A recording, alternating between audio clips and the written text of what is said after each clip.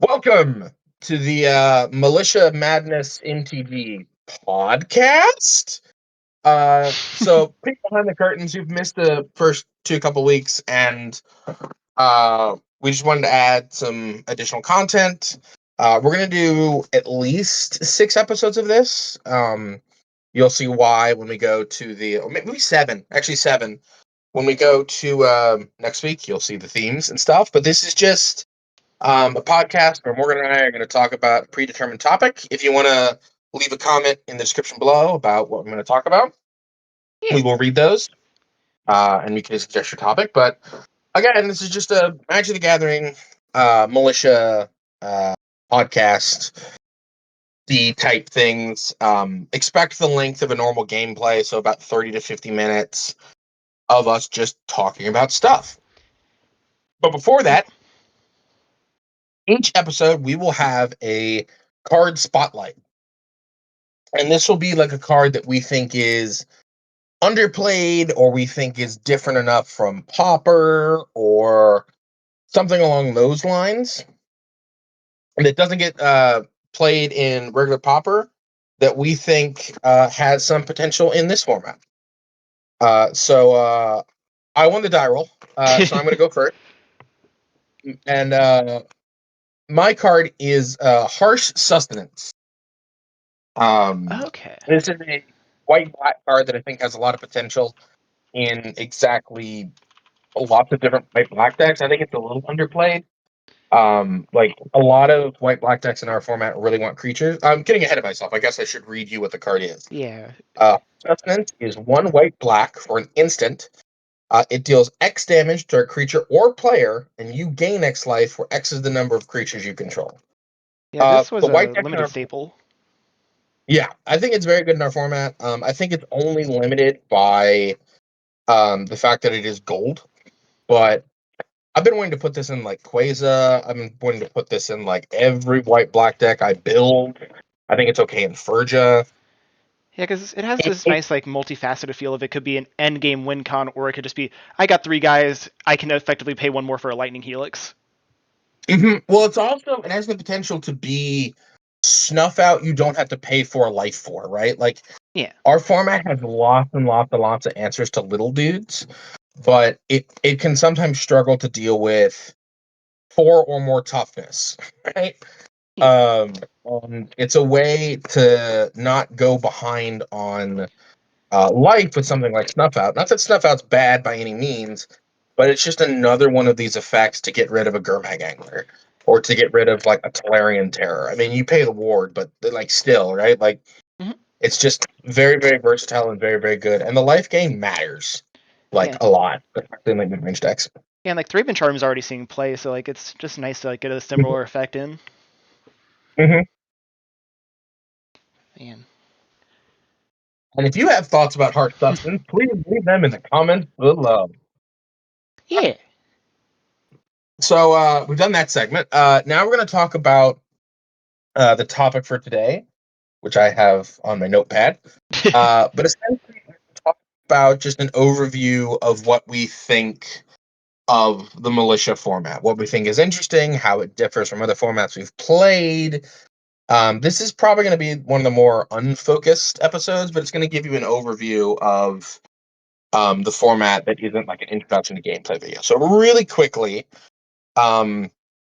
Militia is a Magic the Gathering format where you're playing Pauper EDH, essentially 1v1 Yeah. Pauper EDH, but your commander has to be legendary. It can't be Yep. any uncommon creature, and your deck size is 60 with a sideboard of 15, starting at 20 life.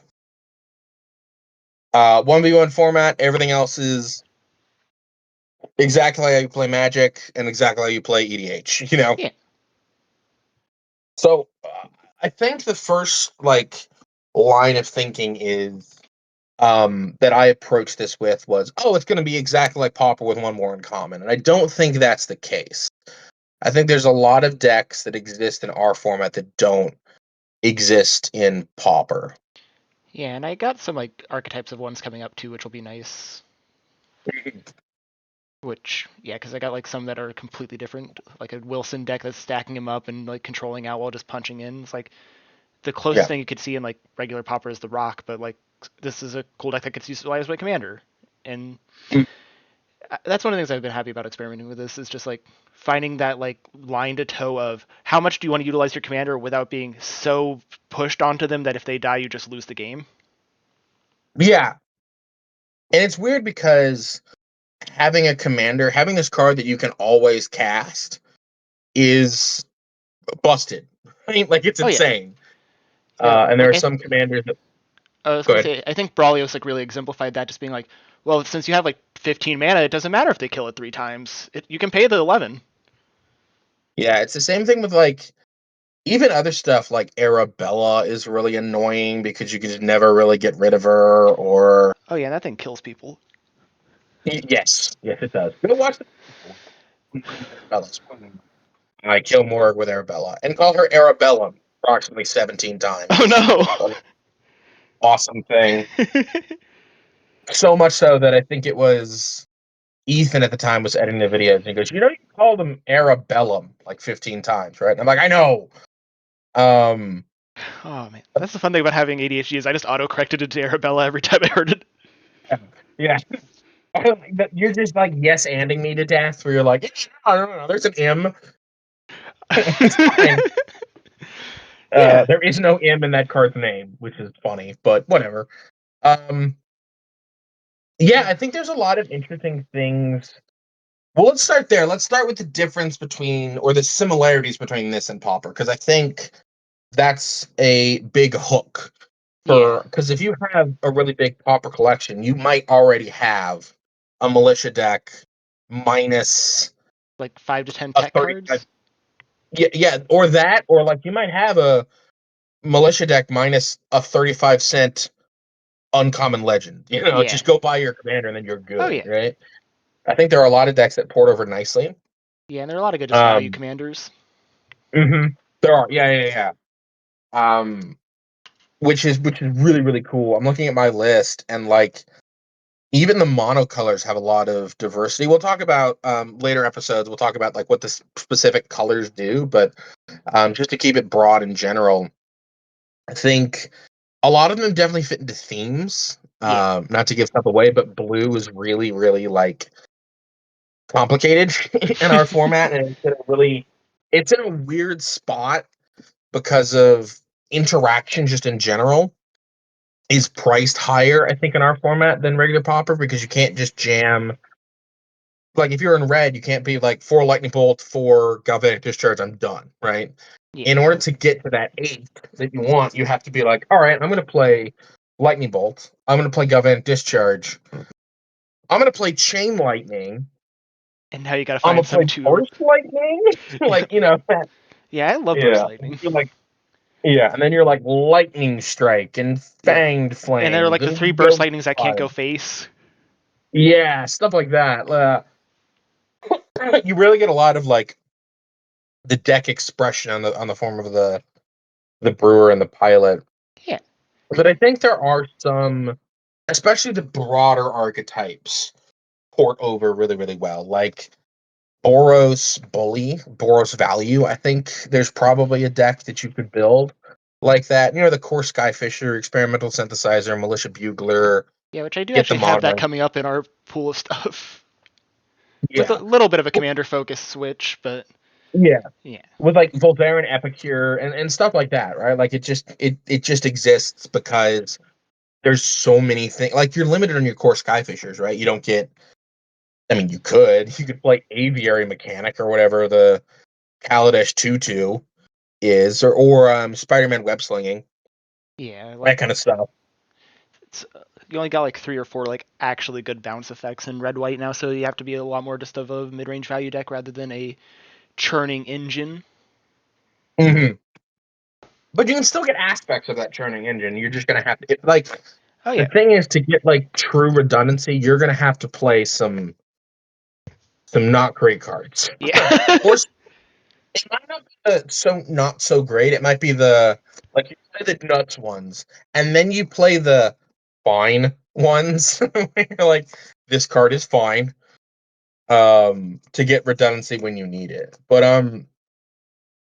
yeah, when I first got into the format, I went on a deep dive, and I just wanted to see if you could build a commander in every color, right? If you could just do that, right? And the answer is every color that is legal. We'll talk about that later. You can. There are, I think, perfectly fine mono white decks. I think there are perfectly fine 3-color decks.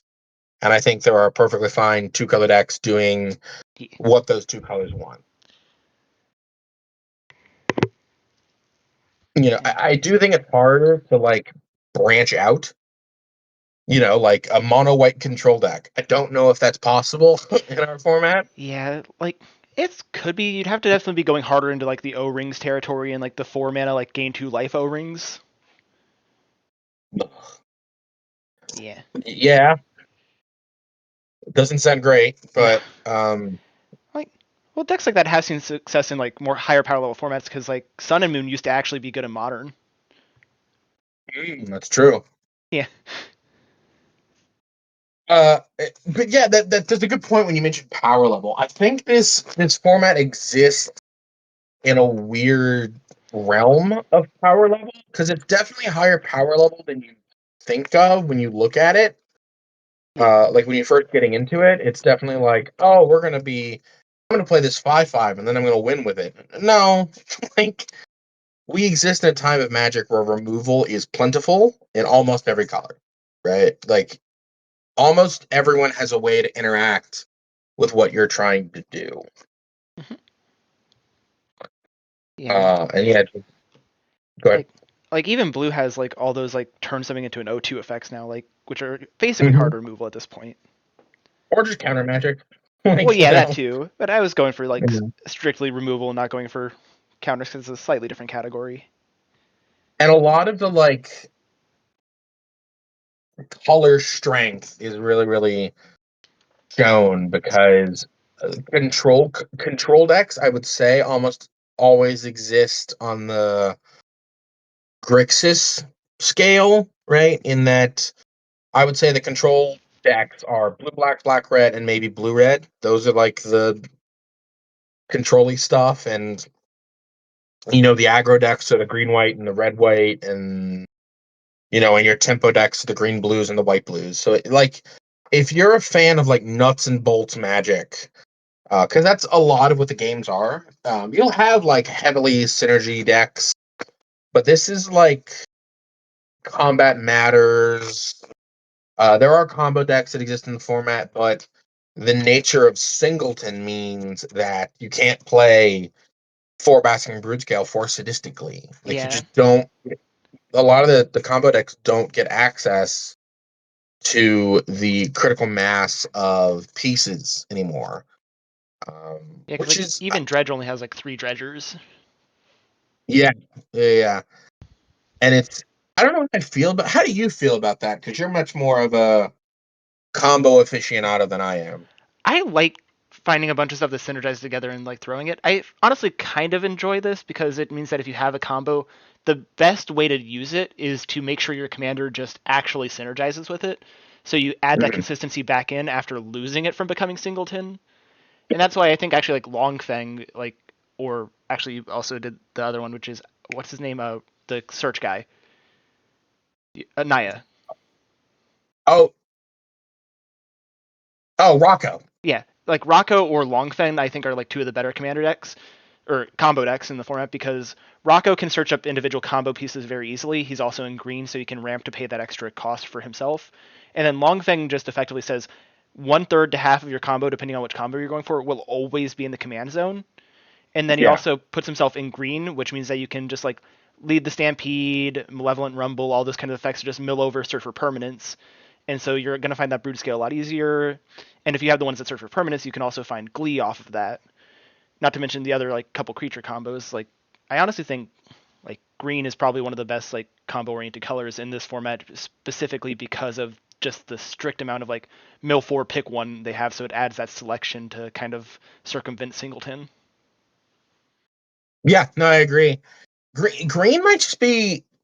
It's weird because if you're in like this is a very creature centric format, It's not like Modern where you're gonna it's not like how past formats have been where you're gonna get like stormed out to death or Yeah. killed from hand or whatever. It's combat math matters, when to attack, how to block, and like creatures block in our format, and they block Mm, often, and that yeah, it because feels like it almost feels like to me the most powerful limited format I think I've ever seen in my life. Right, where people are yeah, jamming removal spells and a threat, and then they kill you with the threat. And the combo decks exist, and I think it's fine that they exist. But I'm glad that they exist in the power level that they do, if that makes sense. yeah, and we did see like at least a good example of like how burn fared, like showing that like if you are just playing against a deck that puts creatures down, it's a lot harder to get there because just shooting somebody in the face like 8 times, which is almost like a combo, just is pretty rough unless you have like a commander that actually utilizes that like aspect of your combo, which we saw be rough with Torwaki because it's like that's 5 mana. By the time you get him down, you've already used 90% of your burn spells. And yeah, so if you want to do like such a streamlined, like I'm gonna do one thing really powerfully, you got to make sure your commander actually like fits well into your curve and not just says like a good keyword that looks like it synergizes with your deck. And Yeah, I think that, um, especially with like the other archetypes are just they interact and play with each other so well. And I really think I've said it on the channel before, but I really think this format is a brewer's paradise. If there's a will, then there's a way, right? oh Unless yeah, the card pool doesn't support it, because I've tried to build things that the card pool doesn't support. And I guess that's a neat segue. Well, let's talk about the other. We've talked about control a little bit. I said it exists basically in that Grixis wedge where there's definitely black red control decks, there's blue red control decks, and then there's blue black control decks. Like, do you agree with that? Do you think that like maybe Quasar is like one of the things that you could play? Maybe white black has a little bit of an edge there too, but I really don't see green playing this control role that it sometimes does in other formats. It yeah. just Like doesn't. I have a green black controlling deck coming up, but it's also just because it has green, it has to focus on its win count a little bit to make sure that it doesn't run out of hard control pieces before the game ends. And I think the only time you can play like the fully like platonic ideal of control, where it's like your win con is slow grindy, like the stuff you like the mill out. I can't remember the name of the card, but like mill forward, reshuffle some of your own stuff. Yeah, it's like if you're going for that hard control win, I think you have to be in something like 3 colors, like Grixis or Esper, just because you need those critical masses.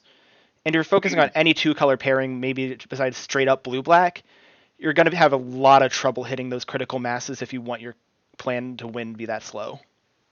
Yeah. Well, it's nice because the removal that like everybody thinks of blue as a control color, but blue on itself, like if you're playing mono blue, I don't think you actually have enough tools to play a control deck. I think Yep. mono blue is a tempo aggressive deck, which is weird to think about. But once you pair blue up with something, then it gets more control-y, if that makes any Oh sense. yeah, and like So that's also been like shown in like past standard formats and like I think some legacy formats too, where it's like you'll get like mono blue Delver decks that are like fully tempo-y, and it's like they're not going to be able to control you forever, but they're going to control you long enough to hit you with a 3/2 enough times, or like what we saw in standard, which was like play a bunch of bodies, but all the bodies have like, oh, you can stack it to counter a spell. Oh, you can like when it enters, like draw 2 cards, that kind of stuff. yeah, because I really like blue's a control-y color, sure, but the more control-y ones to me are black and red. Like what you get out of those two colors is essentially all of your removal comes in black and red. White can remove stuff too, but after you get past like Journey to Nowhere, now you're into like O-ring pacifism territory, right? Like Yeah, you get or Brave Interment too as well, but yeah. and if you're in white black, unmake and harsh sustenance, right? Yeah. Stuff like that. But yeah, like you almost have like packages, and we'll get to this where we are going to do an episode each of like the colors specifically. like what does white do and what does blue do and what does black do and what does red do. But just in general, I think we can provide an overview of like what are the control colors, what are the mid-range colors, what are the aggro colors. And I think white's removal leans way more towards an aggressive deck than it does a control deck. Right? You're not trying to like kill everything. You're more or less trying to like, all right, kill that thing that matters, attack you, attack you, attack you. Because like white decks just have no problem curving out and just putting pressure on you and just going from like turn one, right? They have so many one drops that they can attack you with turn two. It's nuts. Yeah, the double inspector always adds that really nicely. Savannah Lions is legal in our format, and several Savannah Lions variants. There's that new one from Avatar, the 1 mana 2/2, that I really wanted to put in decks. Just efficient.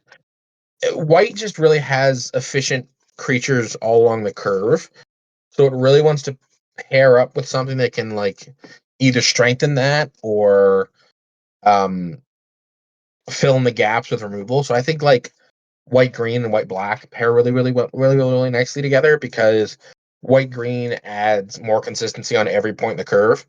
You know, you want some 2 drops, Kusali Pride Mage. You want some 1 drops, Jungle Lions or whatever, or Experiment One, or a new one from our format that doesn't really see a lot of play in regular Pauper, Stampeding Scurryfoot. I think that card is very decent. Like, so I think white wants to lean more aggressive. And if you're an aggressive deck, I think the Naya Wedge is really where those aggressive decks shine. White red is like every version of it is just you know, whatever. And then white green, and then you always get green red. I think those are like the aggressive wedge, if that makes any sense. Yeah, Naya is definitely like in the more aggressive colors of the format. Like you'll also see some like more like red black like stuff like that too, but Sure. that's because of like the very specific way that like artifacts interact in the format that I think you're generally pulling towards that if you want to like go fastest with red black. Mm-hmm. And I think that's a good point, because a lot of the black decks that we've shown on the channel have played like Deadly Dispute, Reckoner's Bargain. It's just such a powerful draw engine. Yeah, it's really good. And the artifacts you play allow you to do other things, right? You're not just sacrificing dumb idiots anymore. We have to get more creative than just sacrificing Mephitic Draft and Ichor Wellspring, and then like, all right, Yep. there's our 8. Let's move on. It's like, no. We got to play Grim Bobble. Yeah, and then No. like Let's we've also seen Ivy like Blade. the artifacts that make guys, so it's like, okay, I lost the artifact, but I still get to keep the creature. Yeah, the Black Mage's rods Yeah, and Barb the Batterfist. my favorite Carrot Cake. Those types of things. Yeah. Um, Yeah, you one know, that's and in in white, a color we haven't seen too much that I am getting to use soon is Heaped Harvest. yeah, I saw that on your Mox field. Yeah. Um, used to heap harvest, and I was like, what the? But no, it makes sense. Yeah, because yeah, the artifact stuff is like black is really the artifact color in our format. But blue has something to say about it with like Cryogen Relic and then the Oh yeah. stupid Kinku. Oh yeah, you can turn stuff into 3/3s. Real nice. Yeah, Kinku Artificer or Yeah, and whatever. then also Sneaky Snacker adds a lot to your artifact package because then every single one of those Mm-hmm. sack effects brings it right back. Yep. Sneaky Snacker is like the most interesting card in our format, right? Because in regular Pauper, you'll have decks that just don't play islands or swamps. Oh yeah, there's mono red with Sneaky Snacker in Real Pauper. Yeah.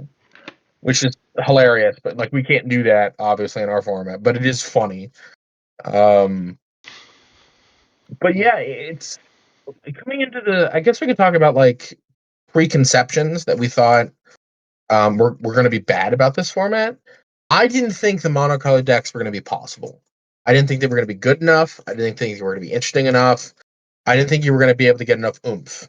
Yeah. And then I lost to Braulio 3 times. And like, Yeah, like I thought that deck was going to be kind of rough because I was searching through like top end green cards for stuff, and I was like, well, I got like some really like weird ones, but like I do have some a couple of good ones, and I was like, oh wait, your top end actually doesn't have to be as good as you think, because Yeah. Brolios is a good top end. And Yeah. I was just like, oh, okay, yeah. So like, if you find like especially like a good commander in your mono color, like I think you get a lot of synergy. Hmm.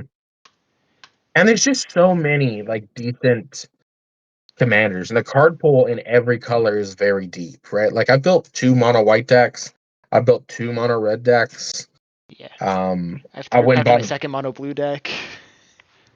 yeah, yeah. No, they're definitely a lot more playable than I gave them credit for. They are, when built correctly, they are definitely a threat to be reckoned with. The other thing I think is interesting is the 3 color decks, right? Hmm. And my preconception was going to be that they were going to be sky high better than anything else because you don't even need to like they could be like idiots that don't have any text, but because they provide you with more availability in card selection, they're just going to be great. And that's not the case. um, upon further inspection, they're not great. Like to Yeah. be real with you. Yeah, like I think what we saw Um, with like Rocco and Queza is like you really want to actually be playing their game plan a bit if you want to use them, because like Queza worked best when it was with all those draw effects and it was like, oh, this is actually a win con. And then yeah, Rocco worked best as a bit of a combo enabler because that's what searching is good for. I actually think if any of them are just good in whatever you're doing, is like Rocco probably is because his ability is just like you could play red green, you could play Naya beatdown, Naya Yeah. stompy with Rocco. And there's a lot of stuff you could do. You could play like a Rocco mid range list with like Heliod's Pilgrim in your list, to like go find removal spells when you need removal spells and stuff like that. I've actually I guess I'll give it away on the podcast, but I've actually built Rocco slivers because I think that's Okay. funny and I think it's actually not terrible. Well, yeah, because you get You the could three also pump slivers from green white, and then you also get like a bunch of like the slivers to like add to your count from red. hmm you get the 2 pumps in red too because you get Bone Splinter and Oh yeah, because +2/+0. the other. Yeah. Yeah. But yeah, And the you just other get to nice like one you curve can. up. Oh, sorry. The other nice one you can search for in red is also the provoke sliver, which means that you're going to actually be able to like remove stuff by going into combat now. And the first striker as Yep. well. Yeah, striking sliver. Hmm. For anybody who wants a little bit of lore, my first pre-release was M14, so I have a lot of like nostalgia for the M14 sliver specifically. Even though they look like predators. I loved that they look like predators. I was like, oh, they made the first ones look like aliens, and now the second set looks like predators. Sick. So it's weird. You and I like different things for different reasons. Yeah. Like, what the heck are these things? But I guess we should talk. Yeah, okay. So, like, I think on average, where you're gonna want to be is a 2 color deck. I think that hits the sweet spot of availability, card selection, and you get to do a little bit more interesting things. Just to be completely honest with you, than a monocolor deck is doing. Yeah. Yeah, and I think like once you get like those two colors, you get to see like the identity like a lot more, and Mhm. we even see like some bits where like you can like shape the identity like a bit to your commander. Like we've seen like 3 different red black decks that have all done like a good amount of different things. We've seen burn, madness, artifacts, and all of those take like the identity of red black and just like shift it into like these couple of categories that have been carved out over like the 30 plus years of Magic. Mhm. Yeah, it's very very interesting. Like, instead of just playing like a pile of good cards, which I feel like you do in like modern or standard, and like the synergies are incidental or whatever, because your cards are just so powerful, you really have to care about color identity and synergy in this format, which I find refreshing. I find it's like the first time I ever played Magic again, but better. Yeah, I'm not playing vanilla 3/3s in my deck, but I actually am on occasion, but it's mainly because they generally have an adventure strap to them. Oh, sure. Yeah, Ferocious Werefox. Yeah, and I got a Blessed Hippogriff and another one over here. Yeah, and stuff like that. But I love Yeah, I that they're think actually playable. I think the last thing that we could talk about is, are there, because you touched on a little bit about um you can't just port over a pauper deck, but I think you can in some cases, right? Like if you have Rakdos discard or whatever, I mean you have to take out your sneaky snackers or whatever. Mm-hmm. But like add some more madness cards and buy a green goblin and you're good to go. Yeah. You know, like that works. If you have the elves deck in Pauper, you know, strap in by a partner pair, and that's another thing I want to talk about. The last topic is remember, kids, it's not just single commanders, right? Yep. Our format is background and partner legal, Yeah. so Which I was your going to options talk are about that. even wider. Yeah, go ahead. Oh, yeah, it's like I felt like it's been underexplored a little bit because at first I was like, these things do feel kind of bad because their synergies don't line up as well. But I think if you like look into some creative pairings, like I've had a little bit of a cop out one with gut and just whatever background kind of made it fit. But Mm-hmm. like coming up here, I was like, I want to try to make some backgrounds and partners work. So I like looked for ones that synergize. So I found like, okay, Wilson plus the background that gives indestructible every turn, and that's like that's actually sick. Or Rograk plus Kelith at 2 mana, so you always can play turn 1 Rograk, turn 2 Kelith, even if you have a tap land. Mm-hmm. Oh man, I played Malcolm in Breaches. yeah, and those are piratey boys. They go well. Mm-hmm. I had a lot of fun with that. Yeah. There's also like Rograk and the guy that auto equips stuff. I think there's a deck Oh there. yeah, Arden Intrepid Archaeologist. Intrepid Archaeologist. Yes. I had to spoil that I think randomly. there's a deck there. Um, Yeah, there's a one that I've been running to build, which is Halcyon and Guild Artisan, which is Halcyon's ability is 1 mana turn any token into a 4/4 bear. So what you can do with Guild Artisan is just like, oh yeah, I'm just throwing out tokens randomly, and since I have all this treasure, I can just every time sack a treasure make another 4/4 real easily. And because like, yeah, I have Abdul Adrian built as well. yeah, oh yeah, The flicker blue stuff. background with the blue background. Yep, Yeah, but yeah, God, I he's really want pretty to make that. decent. I really want to make that Halcyon deck work because it was one of the first things I brewed. I think it was literally the first thing you brewed, right? I probably Or like did you second or build third, the? but it was in the first like wave. Yeah, because I can't remember if you build Brawlios or the white blue deck that hasn't Yeah, been in our channel yet. but it They don't felt want to talk really about. unrefined back then. But I could probably do a better job now. That's the thing, right? When you come into this format, I think your decks are going to be unrefined, right? Like that's just the nature of how it works. And then you learn, and then you find those interesting tech cards and those pet cards, and you know the Scurryfoots and ferocious werefoxes of the world that are like, what is this? You know, that kind of stuff. Yeah. Yeah, and I think actually, like talking about like Werefox specifically, is I think that is one of the things that adds to this format a lot is utility is actually like very much priced because if you can only have one of every effect, having cards that do multiple things potentially is also good. Or like, Yep. because like okay, it's plus trample and or a body, but it's like well, like if you're on turn 4 and you have nothing better to play, like a body is relevant, Yeah. and you don't always see that like because everything has to be hyper specialized in other places. And it's like if you find things that are like, okay, this has a specialized use, but also is just value, like that's much higher rated in this format. Yeah, mana sinks are a lot better in this format too, right? Because just having things to do with your mana is just important, right? Like you want your cards to be versatile at all points in the game. So it's why I like Scurryfoot because early on it's just a 1 mana 1/1 that you can attack with and do stuff, and then it makes itself a 2/2 and makes a 3/3. So in the mid game, it's a little bit better too. And Nyxborn Hydra is just insane. Yes, that is. We'll get to that when we talk about the episode of Green, but there are Yeah. some. That's the big. I guess that's the last thing we can talk about really quickly here. Is there are some.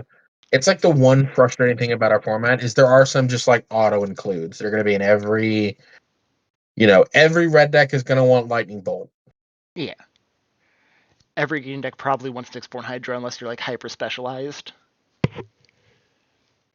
Yeah, I didn't play it in Rocco in either of the versions I have. Yeah, and that makes sense because it's awful to search. Yes. And it's not a sliver, so Yeah. you can't really play it in the slivers list. But I think most of my other green decks have Nyxborn Hydra in them. They should.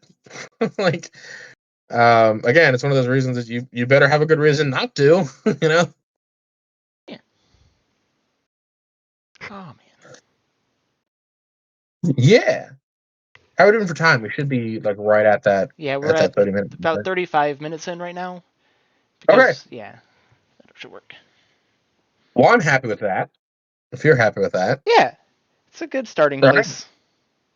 Well, I'm going to tell you to like, comment, subscribe, and if you want to hear more about our format or how to play our format, it is the first video on our channel is an intro of like the gameplay and the rules, and then on our channel there is a link to the Discord if you wanted to look at the ban list or keep in touch for when we do or do not ban stuff, move stuff around the ban list, and things like that. Yeah, and like also we could like possibly like like message some people and like have like a game online or something like that. Like spell table and all that is always an option. Like could just be a fun way to Yep. play games.